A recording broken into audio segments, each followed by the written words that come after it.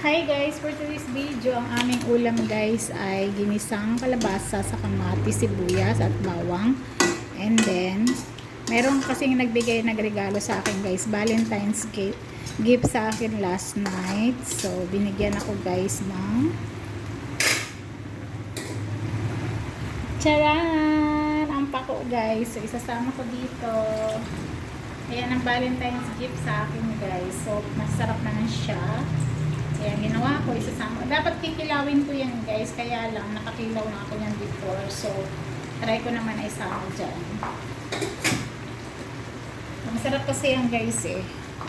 Gulay na pako. So, ito na, sinama ko na sa aking kalabasa para nagkaroon ng buhay.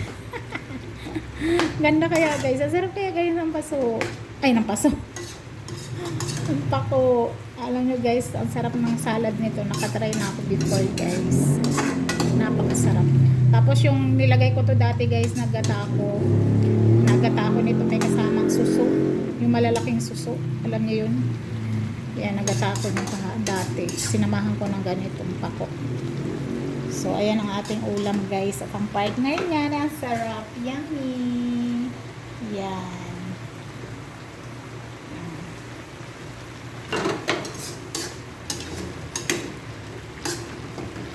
Kunting kulo na lang yan guys, dana yan.